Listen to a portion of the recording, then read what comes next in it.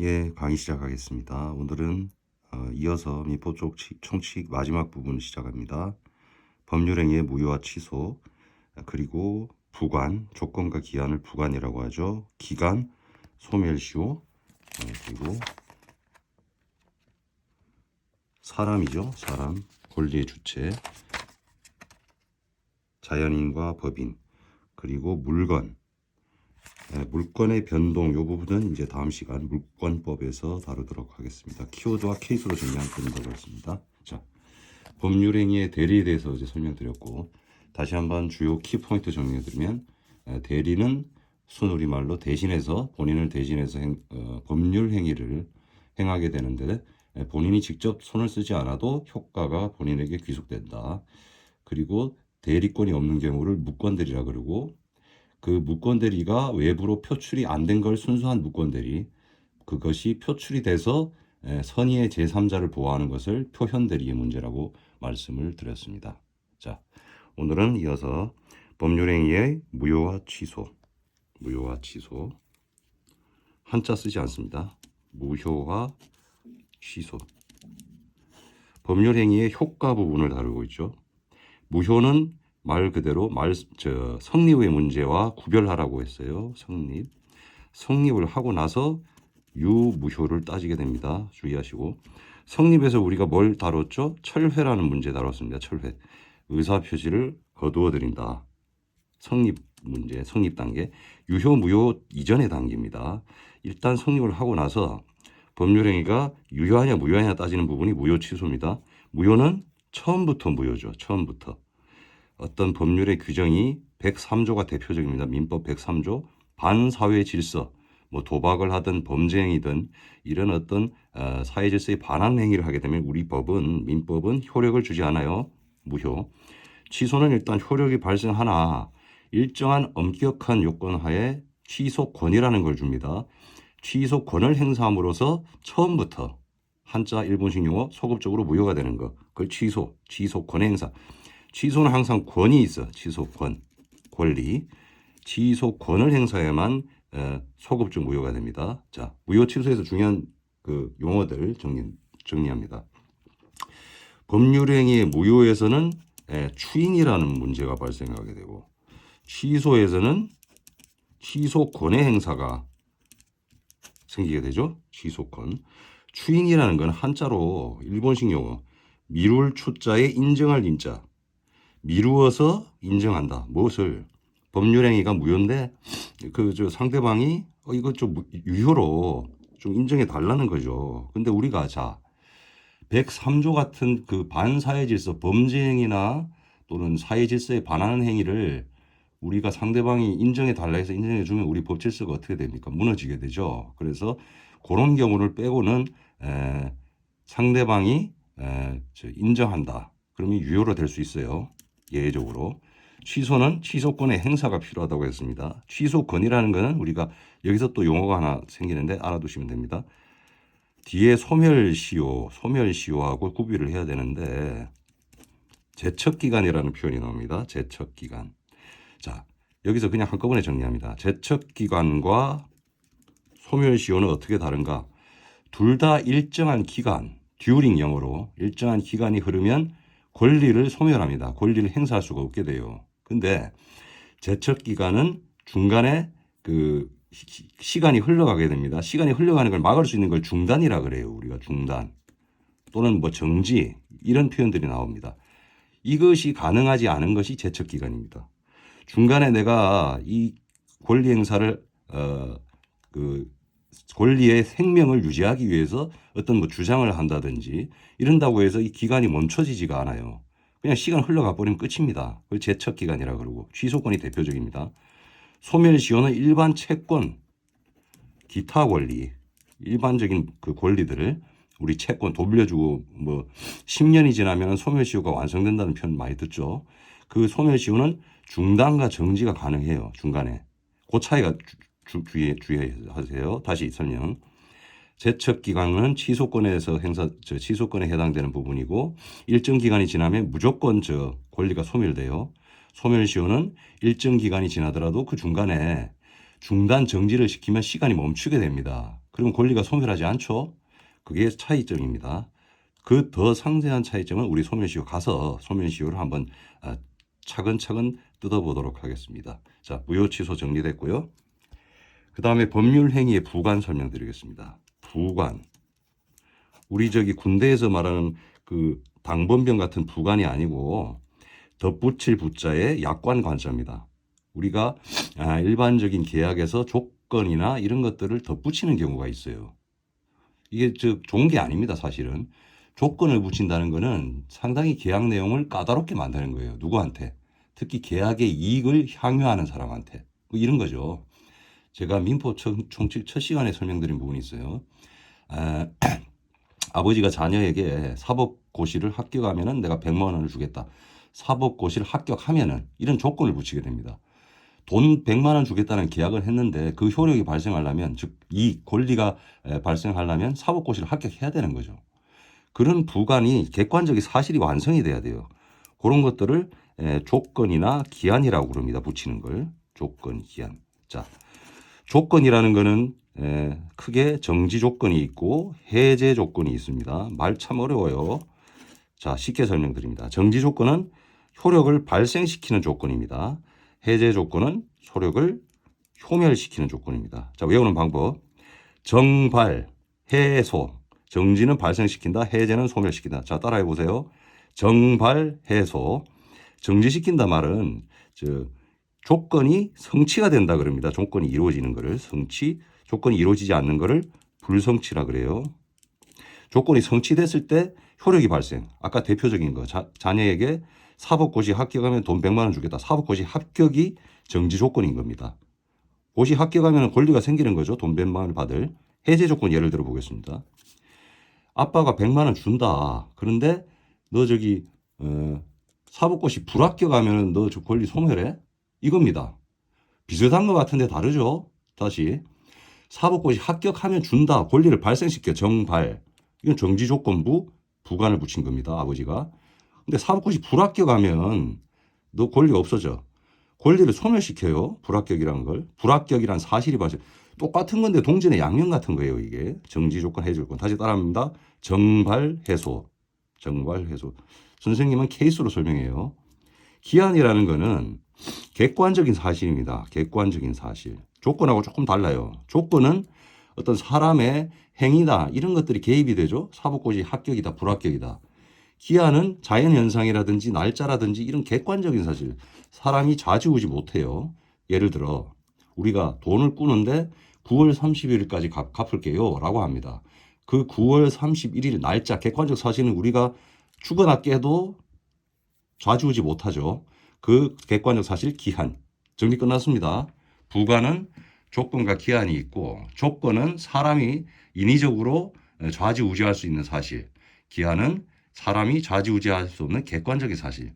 정지 조건이 있고 해제 조건이 있고 정발, 해소. 정지 조건은 효과를 발생시키고 해제 조건은 효과를 소멸시킨다. 조건이 이루어진 것을 성취라 그러고 조건이 이루어지지 않은 것을 불성취라 그런다. 끝났습니다. 소멸시효 갑니다. 기간은 제가 설명드렸는데 그냥 듀링이라고 생각하시면 돼요. 듀링. 영어로 동안. 언제부터 언제까지. 기한하고 공통점이 뭔가요? 기간하고. 날짜같이 객관적 사실이죠. 좌지우지 못하죠. 다만 기한은 until 영어로. 기간은 영어로 during. 영어 저 초등학교 1학년 수준 말씀드렸어요. 기간에서 중요한 거는 요것만 아시면 돼요. 우리 민법은 날짜를 이제 계산할 때 초일, 언제부터 언제까지라고 하죠? 초일을 넣지 않아요. 왜 그러냐면요. 원래 그래요. 우리 즐겨 쓰는 말 있잖아요. 저 가게 가서 편의점에 사장님한테 아니 이거 값이 왜 이렇게 비싸요? 그럼 사장님이 뭐 논리적으로 설명합니까? 아니 원래 그래요. 저도 모르겠어요. 이렇게 하죠. 초일, 첫날을 빼버려요. 예를 들어서 1월 31일부터 2월 28일까지죠, 보통까지 임대차 계약을 합니다. 월세 계약을 한다라고 치면 이게 며칠로 계산되냐? 1월 31일을 빼버린다는 겁니다. 그럼 2월 1일부터 계산하죠? 그럼 2월 1일부터 28일까지 며칠간이에요? 28일간이잖아요. 이런 식입니다. 기간 계산. 끝났어요. 소멸시효 정리 들어갑니다. 소멸시효. 아까 제척기간하고 차이가 난다고 그랬어요. 소멸시효는 제척기간은 중간에 권리의 사라짐을 중간에 멈출 수가 없어. 기간 지나면 끝이에요. 그러나 제척기간은 죄송합니다. 소멸시효는 중간에 권리자가 중단을 시킬 수 있고 정지가 될 수가 있어요. 시간을 멈출 수가 있단 말이에요. 타임머신 같이. 어떤 식으로? 뭐 권리에 주장을 한다든지 또는 채무자가 권리를 인정한다든지 이런 어떤 사유가 발생하면은 소멸시효가 멈춘단 말이야. 그럼 권리가 소멸하지 않겠죠? 그 다음에 차이점이 뭐냐? 이거는 재판에서 중요한 겁니다. 제척기간은 직권조사 사유라고 합니다. 우리 법원에서. 직권이란 말 많이 써요. 직권이라는 거는 판사가 주장 안 해도 당사자 원고 피고 주장 안 해도 본인이 직접 탐사해서 사실을 판단할 수 있다는 말이에요. 제척기간. 판사님, 저 취소권 제척기간 지났습니다. 이런 말 안 해도 판사가 판단한단 말이에요. 그걸 직권이라고 합니다. 소멸시효는 직권이 아닙니다. 주장을 해야 돼요. 권리자든 채무자든 주로 누가 주장하겠어요? 채무자가 주장하겠죠. 그래야 이득이 되잖아요. 자기 채무를 벗어나게 되니까. 채무자가 주장을 해야 판사가 그때 받아들입니다. 채무자가 가만히 있는데 판사가 받아들이지 않아요. 우리 그걸 뭐라고 표현하냐면 우리 법 철학에서 권리 위에 잠자는 자, 권리를 주장하지 않는 자를 보호하지 않는다라는 표현을 씁니다. 그 대표적인 제도가 소멸시효입니다.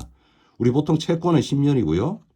민법상 채권이 10년이고 그래서 상법상 채권, 상사채권이라 그래요. 상행위로 인한 거.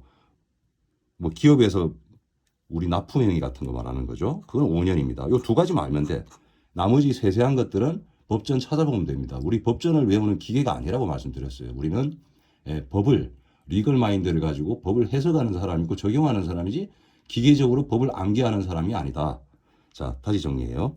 소멸시효 제척기간 차이점 말씀드렸고 소멸시효는 재판에서 주장해야만 판사가 받아들인다. 주장하지 않으면 권리 위에 잠자는 자를 보호하지 않는다라는 법 정신이 있어요. 그리고 소멸시효가 우리 그 학설 판례가 난무하는데 아무 필요 없는 건데 간단하게 정리드리겠습니다. 소멸시효는 구체적인 권리냐 실체적인 권리냐라는 표현을 써요. 실체적인 권리냐 아니면은 소송상 원용할 수 있는 권리냐. 원용 참 어려운 말씀입니다. 원용이란 말은 소송에서 이용한다는 뜻이에요. 이용을 원용이라는 일본식 용어를 씁니다. 근데 둘 다 해당돼요. 제가 볼 때는. 통설 판례는 실체적인 권리라고 표현을 합니다. 소송상 행사 안 하고 일상에서도 우리가 부르짖어도 효과가 발생한다는 거예요. 근데 우리 한번 실질적으로 따져봅시다. 우리가 싸움, 분쟁이 진짜 극에 달하면 재판까지 가죠. 일상생활에서 부르짖어 봐야 아무도 저기 잘했다고 안 해요. 재판에서 판결을 받고 판사한테 인정을 받아야만 우리는 권리로 인정하게 되죠. 그래서 소송상 원용하는 권리가 맞아요. 다음에 실체적 권리가 아니냐? 아니, 법전에 규정되어 있고, 그죠? 그 법전에 상세하게 규정이 되어 있으면 실체적인 권리 아닌가요? 그 의미 없는 싸움이란 말이에요. 자, 제가 첫 시간에 말씀드렸어요. 학설과 논쟁은 교수님들이, 훌륭한 교수님들이 그분들의 세계예요. 그분들의 리그란 말이죠. 우리는 실제 적용되는 것만 알면 돼. 아, 이런 뜻이 있어서 싸우는구나. 학설이 난무하는구나. 그러나 실제에서는 두 가지 성질을 갖고 있다. 끝입니다. 소멸시효 정리드리고 자, 권리의 주체가입니다. 권리는 주체가 자연인과 법인이 있다고 했어요. 자연인과 법인. 크게 사람이라고 합니다. 자연인. 특징 뭡니까? 자연인은 생물학적으로 인간인 거죠. 근데 법인은 뭡니까? 사람이 제도로 만든 인간이에요. 어떤 거예요? 사람의 단체가 있고 그다음에 재산의 단체가 있어요. 크게. 사람의 단체를 사단법인이라 그러고 재산의 단체라고 안 하고 재산의 어떤 목적이 있는 재산이죠. 그걸 재단이라 그럽니다. 우리 많이 들어봤어요. 그죠? 그러나 우리 민법은 주로 비영리 법인을 다룹니다. 사단이든 재단이든. 비영리 법인의 특징이 뭡니까? 이익 추구를 안 해요. 이익 추구를 안 한다. 자, 근데 우리 착각하는 거 있어. 아니, 우리 동네에 비영리 단체라고 분명히 써붙였는데 뭐 물건을 판매하고 이럽니다. 그러면 이거 법에 반하는 거 아닐까요? 변호사님? 이래. 그럼 제가 말씀드리죠. 여기서 이익 추구라는 거는 물건을 판매하고 이런 것들이 아니라 구성원에게 이익을 배당시키냐는 문제입니다. 우리 대표적인 게 주식 아닙니까? 대표적인 게 주식 배당금 맞잖아요. 그죠? 이 이야기란 말이죠. 우리 착각하는 게 있어요. 비영리 단체도 물건 판매할 수 있어요. 그걸로 대가를 받을 수 있단 말이죠. 아니 왜냐하면 먹고 살아야 되지 않습니까? 살림을 운영을 해야 되니까 그 뜻이 아니라 비영리 단체가 이익 추구를 한다는 뜻은 구체적으로 뭐다? 구성원이 이익을 배당을 주냐, 구성원한테 이익을 배당시켜 주냐 이 차이. 그래서 대표적인 영리 단체가 뭐죠? 회사예요. 회사. 특히 주식회사. 우리 상법 가면은 회사 종류 두 가지 있습니다. 유한회사, 무한회사 뭐 세 가지 주식회사. 머리 아파요. 상법 가서 하시고, 민법에서는 비영리단체를 주로 규정하고, 비영리단체의 뜻이 뭐다? 물건을 판매할 수 있다 없다가 아니고 구성원의 이익을 배당한다 안 한다 이 차이입니다. 그러면 법인 끝났어요. 법인에서 중요한 게 뭐라고 했죠? 자연인은 미성년자와 그다음에 제한 능력자가 있는데 그들을 어떻게 보호할 것인가? 미성년자는 나이로만 따진다 했어요. 만 19세. 예전에 선생님이 대학 시절에는 만 20세였는데 지금 많이 젊어졌죠. 만 19세. 선거 연령은 만 18세죠. 자, 법인은 뭐다? 법인은 등기를 해야 됩니다. 내가 법인이다 간판 달아봐야 효력이 있다 없다? 없어요. 등기. 특히 설립 등기라 그럽니다. 그 다음에 정관이라는 게 있어요. 법인의 어떤 규율이죠. 룰. 정관이 있어야지 법인을 인정해 줍니다. 법인의 실체를 인정해 준다고 그래요. 끝났어요. 자, 물건 들어갑니다. 민법의 마지막 부분. 물건. 물건이 아니고 물건입니다. 우리 발음 조심해야 돼. 이거를 복덕방 부동산 가면요. 저 공인중개사 선생님들 물건이라는 표현을 참 많이 써요. 물건. 국어 공부 좀 안 되신 것 같아. 물론 폄하하는 건 아니지만. 물건 이렇게 되면 우리 뒤에 물권법에서의 물권, 이거는 물권이 아니고 물권이라고 발음합니다. 이거 헷갈려요. 그죠? 물건입니다. 물건. 물건에는 크게 저는 실생활에 필요한 걸 한다 했어요. 동산과 부동산이 있어요. 동산은 부동산이 아닌 걸 부동산이라 그럽니다. 그 어렵게 해석할 거 없고. 부동산은 우리 법에 이렇게 표현하고 있어요. 토지 및 그 정착물. 뭐 이런 어려운 표현 씁니다. 동산은 뭐라 표현하냐? 부동산이 아닌 걸 동산이라 그래요. 게임 끝났죠? 부동산과 동산의 차이점이 뭡니까? 등기하냐, 안 하냐, 그 차이죠. 자, 그걸 우리 법률에서는 이렇게 표현합니다. 공시라고 합니다. 이건 한자 써야 되겠어요. 공시. 공중에게 보인다. 여러 사람한테 보인다. 이런 뜻이에요. 공시. 왜 보일까요? 보호하기 위해서. 자, 우리가 개를 한 마리 키웁니다. 근데 개를 갖다가 주인이 있어요, 없어요? 이거 큰 차이 나죠. 주인이 없다 이러면 개를 발로 차기도 하고 함부로 합니다. 욕도 하고 말이죠. 개라서. 근데 우리가 주인이 있다고 막 떠들고 다니면 함부로 합니까? 안 합니까? 못하죠. 그걸 공시. 동사는 공시를 어떻게 합니까? 점유라는 방법으로 공시를 합니다. 점유, 말 그대로 갖고 있는 거예요. 갖고 있는 자연적인 상태입니다. 어떤 법원에 가서 뭘 하고 이런 게 없어요. 부동산은 엄격하죠. 등기라는 걸 해야 됩니다. 이걸 공시라 그래. 공시를 왜 하냐고 했죠? 보호하기 위해서. 뭐를 보호합니까? 권리자를 보호하는 거죠. 공시를 해야만 이게 누구 거라는 게 밝혀지지 않습니까? 그것을 공시. 그래서 나중에 물권법 가서 부동산 제도의 가장 첫 번째 원칙이 뭐다? 공시의 원칙이라는 걸 말하게 됩니다. 그 뜻이 뭐다? 보여줘야 돼. 이게 주인이 누구 거냐는 걸 세상에 널리 알려서 보호하기 위해서 공시. 그것도 물권법 가면 공시 말고도 뭐 거래의 안전이니, 그다음에 공신의 원칙이니, 뭐 또 어려운 말 나와요. 공신의 원칙이니. 그 귀신 신자 아니에요. 믿을 신자 씁니다. 그래서 한자를 써야 돼 이거는. 공신의 원칙이니 뭐 이런 표현 나오는데 그건 물권법 가서 하고요. 여기서는 동산 부동산만 정리합니다. 동산 부동산 개념 설명드렸고 표출 방법, 등기와 점유 설명드렸습니다. 자, 마지막 동산에서 우리가 물건에서 민법 총칙만 이야기합니다. 물권법 다음 시간이에요. 물건에서 중요한 개념, 주물과 종물. 이 개념 상당히 중요합니다. 나중에 채권법한테도 나오고요. 물권법한테도 나오고. 거기에 준용이 됩니다. 준용. 자, 우리 또 어려운 표현 씁니다. 준용이다. 유추 적용이다. 유추 해석이다. 이런 표현 씁니다. 이거 제가 단번에 해결해 드릴게요. 준용이란 표현이다. 유추 적용이다. 유추 해석이다. 결과적으로는 다 똑같은 개념이에요. 근데 메커니즘이 다릅니다. 어떻게? 자, 법은 제가 선생님 말씀드렸어. 공통점과 차이점만 정리하면 선을 긋고 수학 공식까지 해결할 수 있어요. 외울 필요가 없어요. 이 원래 학교 때 공부 못하는 애들이 무조건 외웠어. 성적이 안 나오죠. 공통점과 차이점만 알면은 외울 필요가 없어요. 자, 봅니다. 결과는 똑같다 했어요. 뭔 뜻이냐? 직접적으로 해결할 방안이 없을 때 그 유사한 것을 갖다 붙이는 겁니다. 대안을 준다고 그러죠. 우리 대안. 그 대안, 유사한 문제 해결 방법을 대안을 제시하는 방법이 준용, 유추, 적용, 유추 해석이에요. 예를 들어 볼게요. 주물, 종물이 왜 물권법에도 적용되고 채권법에도 적용되냐? 민법 총칙인데 첫 번째 이유. 민법 총칙은 우리 민법 전체의 원칙이라고 그랬어요.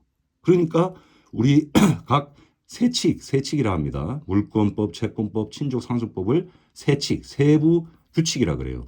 거기에 적용할 법률이 없으면 원칙으로 갖다 붙여야죠. 그죠? 근데 원칙으로 법률에서 직접, 민법에서 직접, 야, 이 경우에는 이 몇 조를 갖다 붙여라 라고 법률에 규정하는 경우를 준용이라 그래. 법률에서. 말하는 화자가 준용이에요. 우리 중고등학생들 표현에 의하면 말하는 화자가 법률일 때는 준용, 대안을 제시하는 사람이.